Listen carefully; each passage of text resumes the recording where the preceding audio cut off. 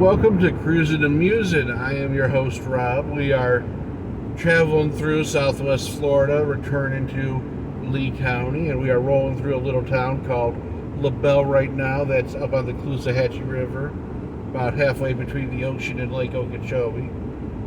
And we're just going to kind of roll in through town, cross the bridge, and get on the south side of the river. So in today's discussion, I plan on answering a tweet I saw come out from Peter Boghossian. He was one of the fellows who put out all of those false gender study papers that would have titles of things such as how the behavior of dogs in the dog park help us express and understand rape culture, and other crazy things that are just off the wall with, your gender studies nonsense. And the thing is that all these bogus studies that they put together, trying to make them sound absolutely ridiculous, a lot of them got accepted as peer-reviewed and published into the various gender study periodicals. And it was a very enlightening hoax about just how full of holes the peer review process is, and just how shitty of a discipline gender studies is. That being said, hit subscribe.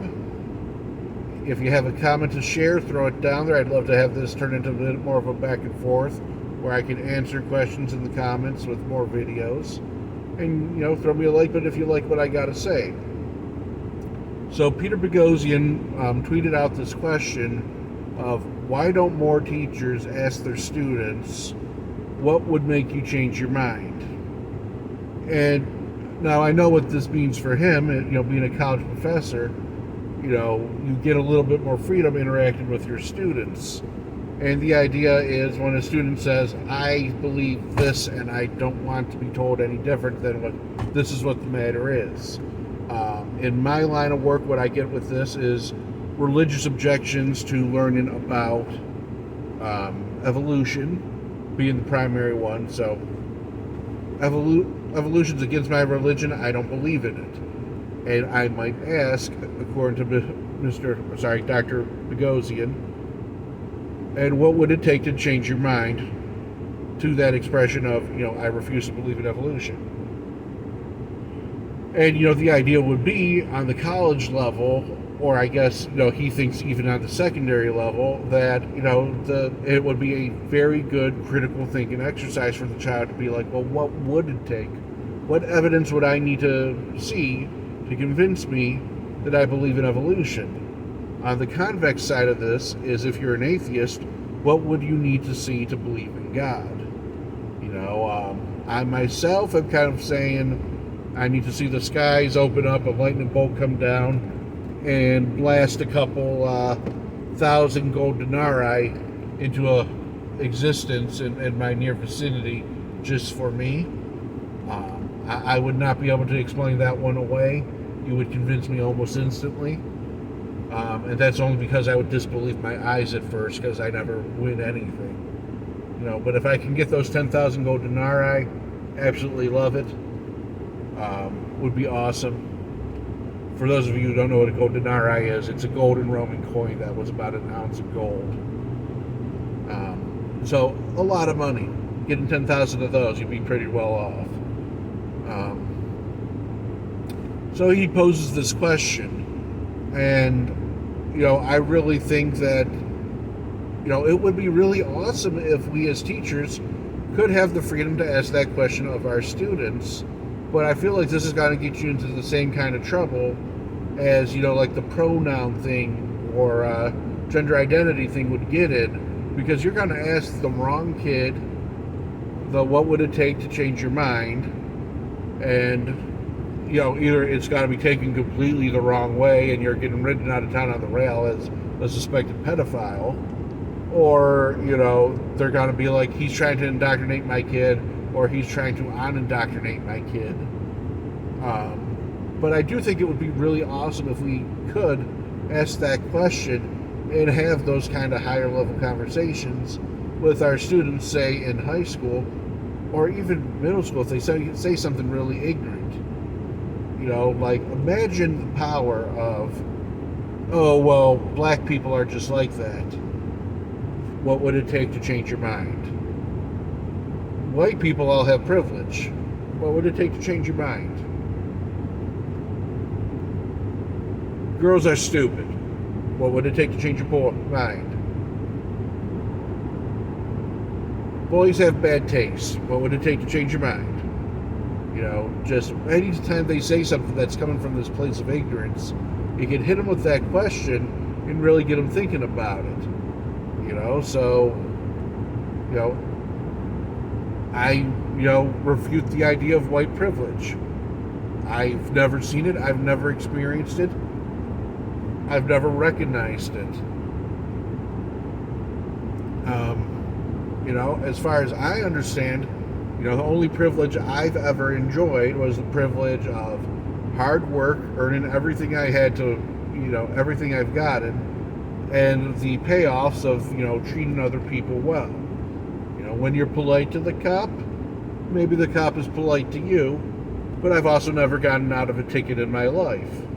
In fact, I've been pulled over and given a ticket for no reason because my vehicle looked like it didn't belong on the road. I've gotten the poor people ticket. I fully believe the only true privilege there is green privilege. Riches. Money gives you privilege, nothing else does, in my own viewpoint, which kind of makes me a bit of a Marxist with the idea that money equals power. Which is kind of a troubling thought when I come to think of it, because I don't like identifying that way, but that is an idea I have, is that money equals privilege, money equals power. So coming back to the main idea, why can't we ask, what would it take to change your mind? Well, obviously we wouldn't want to, I don't believe in evolution. What would it take to change your mind, Johnny? And, oh man, just think of the blow up. Well, maybe that would be different. That might be a regional thing. I know there would be a blow up down here in the Bible Belt. No one would be happy with me if I popped that question in return to the I don't believe in evolution bit.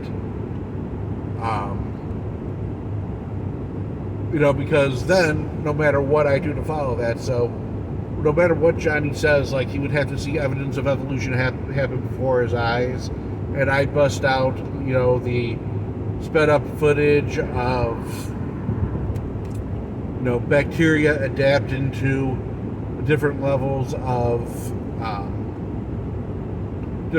antibiotics in an agar solution, and this is an actual video that's out there. I forget which university put it out, but they go from like zero amount of antibiotics to the single normal dose to 10 times the normal dose, 100 times the normal dose, then 1,000 times in the middle, and by the time their time lapse is over, there's bacteria that are surviving, and 1,000 times what should be a lethal dose of their antibiotics in that agar solution that is, like a syrupy sugar solution that basically feeds the bacteria. So, I could show him that, and then if that does convince him, what have we won? I might have a student that's more interested in evolution, but because I, showed that to him targetedly to try to convince him of evolution, now his parents can say that I was actively teaching against his faith, and that out here in the Bible Belt, that could cause some problems for me. Might not be an issue, say, further north where the religion isn't as strong, but here in the South we believe in guns, our Lord Henry Ford, Jesus, and country music. I love being in the South, don't get me wrong, and I do enjoy some country music, and I'm driving Lincolns, so I obviously am fond of Fords. But, it is a cultural thing down here that you do have to kind of be careful, that people can get very upset if you offend their religious ethos with things like that. I've never had anyone get angry at me for teaching their kid evolution, but if I was to directly question their kid's faith and, give them a reason not to believe in evolution instead, and pointedly like that, I believe it would be a problem. So that's where I'm coming from with it, is that it could be an incredible exercise to go through with a child. But I also feel like you would have to have, like a very sure footing of the area you're in when you choose to pop it, and make sure that, you're on firm footing. You probably don't want to do that directly with a child where you don't know the parents decently well. And maybe that would be more of a thing to, maybe do as a tutor rather than a teacher. If you've been hired to tutor after school or after hours, maybe drop it then. Or if you can somehow work it into your curriculum. So, I'm trying to think of something where you can use this. So you might say that, have a question on the board: is Romeo and Juliet a tragedy or a comedy? And they'll say it's a comedy. And I might say, what would it take to make you change your mind about that and decide it's a comedy instead, and start to see what the kids would have to say? Because, I myself, as a grown adult, define Romeo and Juliet very strongly as a comedy. Despite the people dying at the end, it is, they're dying at their own hand because they're dumb kids. And I could totally see it being delivered as having supposed to have been funny, like, oh, haha, look at these idiots, rather than the horrible tragedy that the supreme melodrama of these kids, Romeo and Juliet, have played out. Whereas, like A Midsummer's Night, you could ask the same question of that play, and they might all say it's a comedy, and then you might ask, well, are you sure? What would it take to convince you that this is a tragedy instead? And use this as a tool to discuss literature, I suppose. Not everything has to be a big hot button topic, I guess. But yeah, that's my take, I guess, on, what would it take to change your mind and how it can be used in the classroom. I wish it was, like one of those things that we could fire out, what have you. Like some kid says, like, your shirt's ugly. What would it take to change your mind about my shirt being ugly? And just, like call them on that and, make them start thinking through it and, see what happens from there. And maybe that's where this could come in handy, is like almost like a classroom management tool.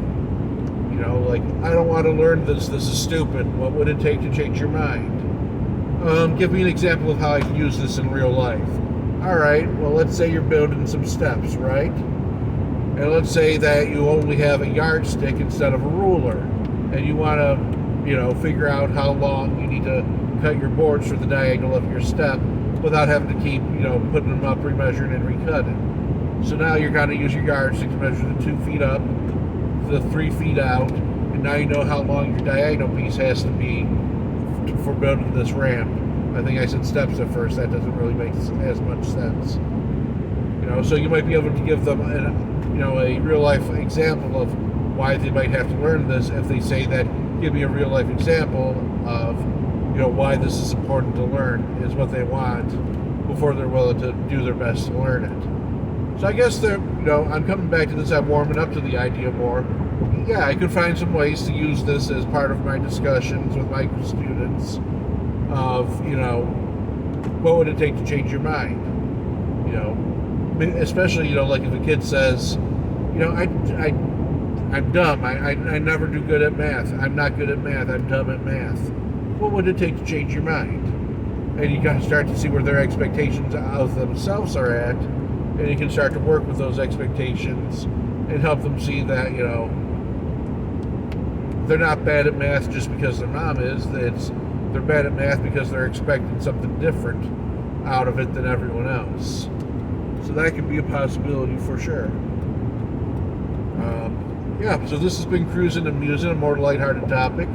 So teachers, would you want to use what would make you change your mind with your classroom? And why don't we use it more often? So I say we don't use it more often because we don't really have that much time for open discussion around the pacing of the curriculum that we have to keep up with.